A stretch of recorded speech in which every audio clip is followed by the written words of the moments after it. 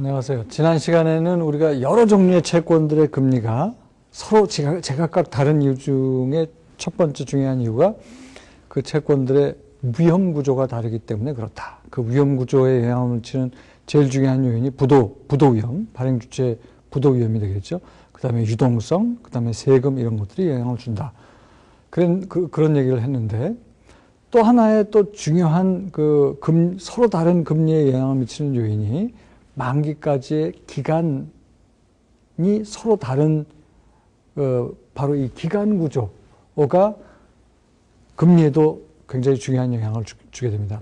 전체적으로 챕터 5는 금리가 왜 서로 다른 금리가 이렇게 서로 다른 채권 가격, 서로 다른 채권 금리, 왜 이렇게 많은 금리들이 제각각이냐? 왜냐하면 금리 구조가 다르기 때문에 그렇고, 첫 번째. 그건 지난 시간에 한 거죠. 지금부터 하는 얘기는 금리의 기간 구조가 다르기 때문에 그렇다. 이게 term structure of interest rate의 우리나라 말이 금리의 기간 구조라는 뜻입니다. 이게 무슨 말이냐? 이게 만기까지의 기간입니다. maturity to, 그러니까 term to maturity예요. term to maturity. 만기까지의 기간. 만기까지의 기간을 의미합니다. X축은. 그 다음에 Y축은 만기까지의 yield, 금리인데 여러분이 주의하셔야 될 게 이 금리는 연금리예요. 연금리. 일반적으로 표현하는 게 만기까지의 그 종합적인 금리가 아니라 그것을 연평균한 연평균 금리입니다. 그러니까 이게 무슨 얘기냐면, 그리고 이제 그 둘 사이의 관계를 조금 전에 얘기한 기간 구조를 그림으로 표현한 이 파란색 라인이 yield 커브가 되는 거예요. 이거를 우리나라 말로 yield 커브라고 그러고, 번역은 수익률 곡선 이렇게 번역을 합니다. 수익률 곡선, 율곡선 이렇게 표현을 해요. 이것의 의미는 뭐냐? 자, 1년짜리 단기 채권의 연평균 금리가 5%다. 그 일드가 5%다. 근데 2년짜리, 3년짜리, 4년짜리 1년보다는 더 기간이 길죠. 중기, 장기로 이쪽으로 갈수록 어때요?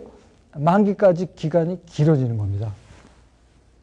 그 금리는 예를 들어서 6%, 그 금리는 7%, 그 금리는 8%, 이런 식으로 단기, 중기, 장기 금리 사이에 기간과 연평균 금리, 요건 단기 금리가 되겠고, 요건 중기 금리가 되겠고, 이쪽으로 갈수록 장기 금리가 되겠죠. 장단기 금리 사이의 관계는 어떻게 되느냐? 그걸 보여주는 게 금리의 기간 구조고, 그걸 그림으로 표현하면 이렇게 파란색 yield 커브, 우리나라 말로 수익률 곡선이 되는 겁니다. 이 월스트리트 저널은 매일매일 신문을 보면 이런 식의 yield 커브 그림을 그려서 보여줘요. 우리나라도 이제 이런 yield 커브를 그릴 수 있게 이게 채권 시장을 많이 지금 활성화하고 있는데 아직 미국 시장에 비해서는 부족한 부분이 많이 있습니다. 하여튼 본론으로 돌아가서 금리의 기간 구조는 뭐냐?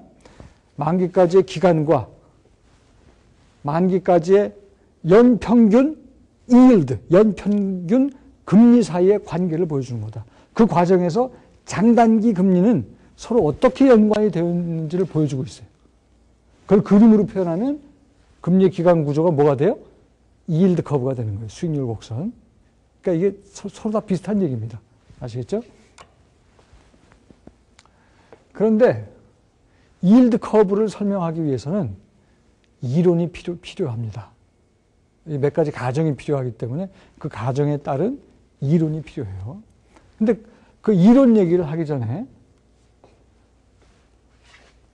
이 금리가 어떻게 움직이는지를 우리가 그래프를 통해서 다시 한번 좀 점검을 하자고요. 여기서는 지금 녹색으로 표현된 게 3months T-bill 그랬습니다. 이건 무슨 말이냐면 만기가 3개월짜리 미국 정부가 발행하는 채권 금리라는 얘기예요. 그러니까 굉장히 단기 금리죠. 녹색은 단기 금리의 움직임을 보여주고 있어요. 그 다음에 이게 전부 발행 주체를 부도 위험 고려를 안 하기 위해서 전부 국채만 지금 보는 겁니다. 이게 발행 주체는 다 똑같이 미국 정부예요. 그런데 녹색은 만기가 굉장히 짧은 채권의 움직임을, 금리 움직임을 보여주는 거고, 그 다음에 이 파란색은 만기가 3년에서 5년, 만기가 3년에서 5년짜리 미국 정부가 발행하는 채권의 움직임이에요.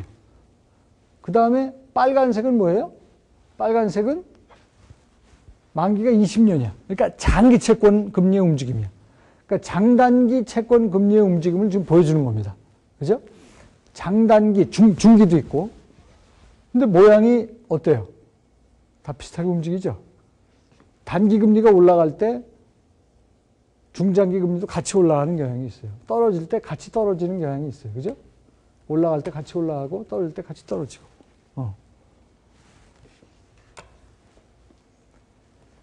그래서 만기가 단기건 중기건 장기건 금리는 서로 move together, 같이 움직이는 경향이 있다. 그 다음에 여기서는 그림이 안 나오는데 이런 것들을 감안해 가지고 이제 아까 봤던 이런 yield 커브를 그려보면 yield 커브가 몇 가지 성질이 있어요. 그러니까 첫 번째는 장기, 중기, 단기 금리가 같이 움직이는 성질이 있다. 이게 첫 번째 우리 금리의 기간 구조에서 좀 관찰되는 현상이고, 두 번째는 yield 커브를 그렸더니 단기 금리가 낮을 때는 yield 커브가 올라가는 모양으로 나오고, 단기 금리가 상당히 높은 수준일 때는 yield 커브가 떨어지는 모양으로 나오더라 하는 게 그 요지입니다.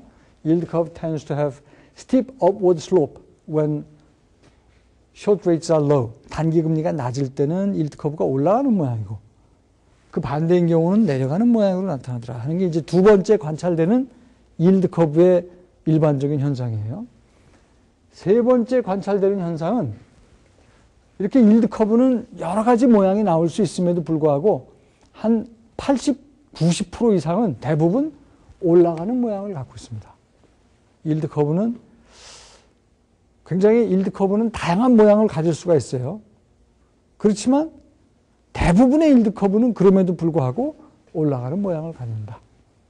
그래서 이런 세 가지 우리가 금리의 기간 구조와 관련돼서 관찰되는 현상을 설명할 수 있는 이론이 필요한데 그 이론도 역시 세 가지가 있습니다. 첫 번째는 기대 이론, 두 번째는 세그멘테이션이라는 게 여러분 번역을 하면 분할이라는 얘기예요. 시장 분할 이론. 세 번째는 liquidity premium, 유동성 선호 이론 이렇게 됩니다. 이걸 이제 간단히 설명을 할 텐데 결론은 이 중에서 이게 제일 조금 전에 우리가 관찰했던 이 세 가지 현상을 제일 잘 설명하는 이론은 요건 것 같다. 리퀴디티 프리미엄 이론인 것 같다 하는 게 이제 결론이고, 근데 이 이론은, 세 번째 이론을 이해하기 위해서는 첫 번째, 두 번째 이론도 여러분이 알아야지만 세 번째 이론이 이해가 됩니다. 그래서 첫 번째 이론인 expectation theory, 기대 이론부터 설명을 하겠습니다. 기대 이론은 이 채권 시장이 굉장히 효율적이기 때문에 단기 채권에 투자를 하던 중장기 채권에 투자를 하던 투자하는 사람이 왔다 갔다 할 수가 있어요. 그러다 보니까 이 만기까지 기간이 다른 채권이 서로 완전 대체가 가능하다.